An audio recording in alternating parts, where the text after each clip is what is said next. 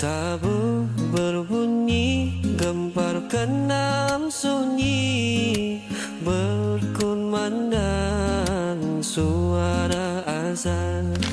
Assalamualaikum warahmatullahi wabarakatuh. Alhamdulillahirabbil alamin wassalatu wassalamu ala asyrafil anbiya'i wal mursalin wa ala alihi wa ashabi ajma'in.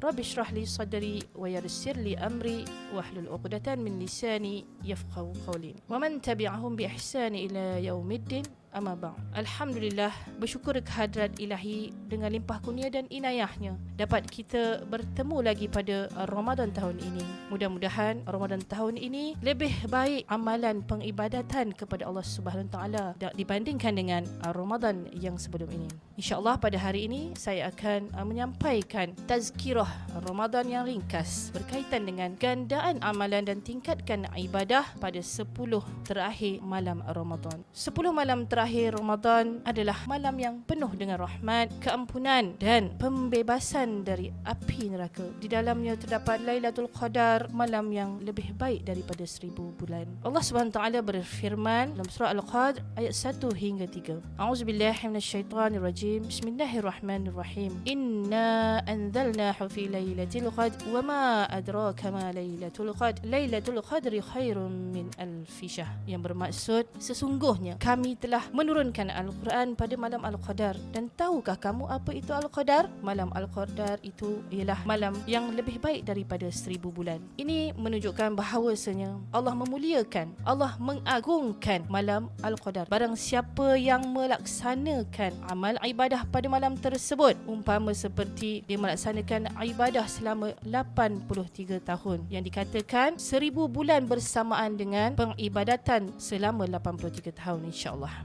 Baiklah, di sini saya ingin berkongsikan gandaan amalan dan tingkatkan ibadah pada 10 malam terakhir Ramadan. Yang pertamanya, carilah Lailatul Qadar, yang mana seperti setiap maklum yang kita ketahui, 10 malam terakhir Ramadan berlaku pada malam-malam ganjil dan Allah memberi hadiah kepada hanya untuk umat Nabi Muhammad sallallahu alaihi wasallam saja. Maka dengan ini marilah kita sama-sama tingkatkan ibadah, teruskan istiqamah dalam ibadah kita sepanjang 10 malam terakhir Ramadan. Dan ketika itu perbanyakkanlah doa, zikir dan istighfar, yang mana banyak doa yang boleh kita amalkan. Antara doa yang ingin saya kongsikan, ada 3 amalan doa yang boleh kita teruskan pengamalannya sepanjang bulan Ramadan. Doa yang pertama, Bismillahirrahmanirrahim. Allahumma balighna Lailatul Qadr, yang bermaksud, ya Allah, sampaikanlah kami pada malam Al-Qadar. Doa yang kedua, Bismillahirrahmanirrahim. Allahumma aghfir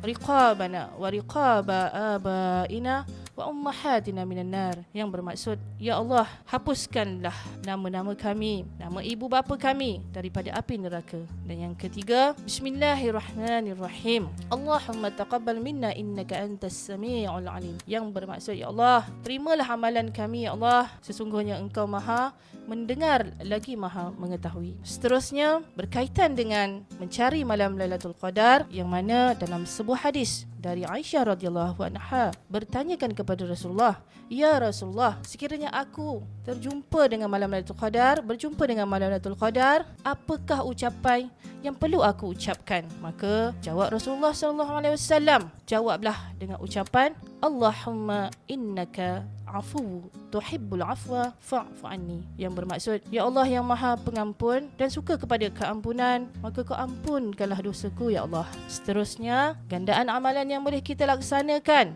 sepanjang 10 malam terakhir, iaitu qiyamul lail dan i'tikaf, bangun malam dan i'tikaf di masjid yang berdekatan, seperti Rasulullah SAW menghidupkan malam-malam terakhir Ramadan dengan solat, zikir dan berdoa. Seterusnya, perbanyakkanlah sedekah.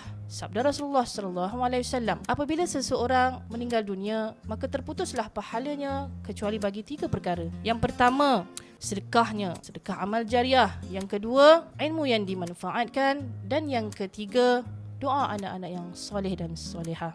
Terus amalan gandaan yang kita boleh amalkan adalah membaca dan mentadabbur Al-Quran. Tuan-tuan dan puan-puan, hadirin dan hadirat yang dirahmati Allah sekalian, manfaatkanlah masa dengan membaca, memahami Al-Quran kerana ia diturunkan pada bulan Ramadan. Berusaha untuk menghatamkan Al-Quran. Seterusnya, yang terakhir, muhasabah dan memohon keampunan kepada Allah Subhanahu Wa Taala, yakni memanfaatkan dan bermuhasabahlah kita kepada Allah Subhanahu Wa Taala untuk memohon keampunan atas dosa-dosa yang lalu. Rasulullah sallallahu alaihi wasallam bersabda, barang siapa yang menghidupkan Lailatul Qadar dengan keimanan dan mengharapkan pahala daripada Allah Subhanahu Wa Taala, maka akan diampunkan dosanya yang telah lalu. Hadis riwayat Bukhari dan Muslim. Akhirul kalam, semoga Allah Subhanahu Wa Taala menerima amalan kita, mengampunkan dosa-dosa kita dan mengurniakan kita malam Al-Qadar. Amin amin ya rabbal alamin. Sekian, wabillahi taufiq wal hidayah. Wassalamualaikum warahmatullahi wabarakatuh. Tabu berbunyi, gemparkan enam sunyi, berkumandang suara azan, mendayung memecah sepi.